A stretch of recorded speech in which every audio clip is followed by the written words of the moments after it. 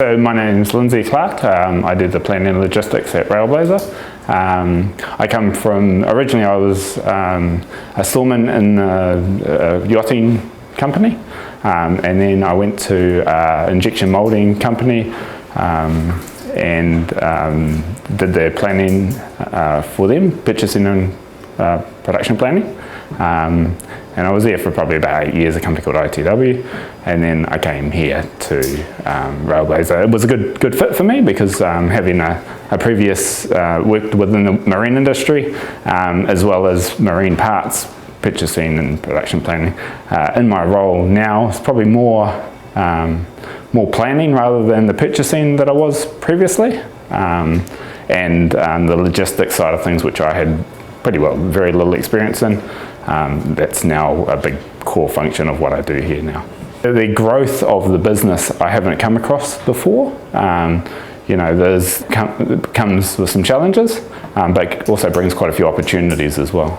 Some of the challenges is, we're taking a guess or a forecast of what we're going to use. Now, if you're talking about 40% growth, that can create challenges in the fact that how do you plan for 40% growth? Is that 40% growth going to eventuate? Are you going to end up with a bunch of stock that's going to become obsolete or slow moving or something like that? With that, we're taking a lot of feedback from the customers. Ross and Mike have a lot of input as to what their expected growth is going to be for those products. We try to make to order or just in time some of the products that we make. And if there's a one product, one customer, then we probably become a bit leaner. But if it's one customer, one product, multiple customers, then if one customer stops the product, then we become a bit. You can sell it to another customer, the product becomes less likely to become obsolete or slow moving. The flexibility is a huge part. We want to have customers, we want to meet our customers' expectations, and to do that we need to be flexible enough to allow that to happen. And I think that's a key part for Railblazer and their ability to make changes and move with the times and be flexible in what we do. So for the lead times, we have a standard lead times for most of our customers, and they will,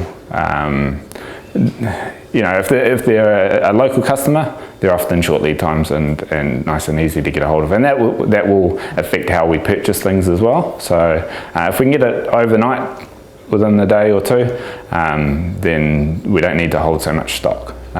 If it's a long lead time, overseas suppliers, they have their own long lead times, have their own MOQs, and that then we'll have to hold more stock.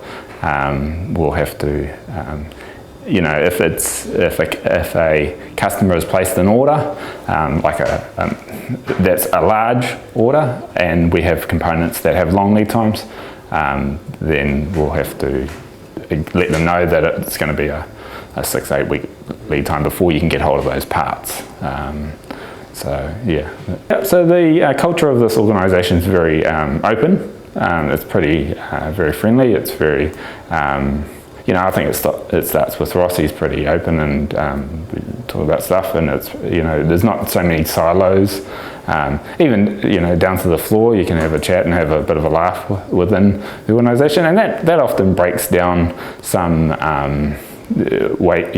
Like if you have an issue, then that's a good way to be able to deal with it. If you have a good working relationship with people, and people don't stick to their own little corners and not work as a team to resolve those issues. And I think that's a key part of what makes Railblazer successful. And the advantages that Railblazer does have, they're very innovative. They're always looking to find new ways and a lot of process improvements and continuous little bits that we can help to make things faster, that reduces costs, that makes things more lean.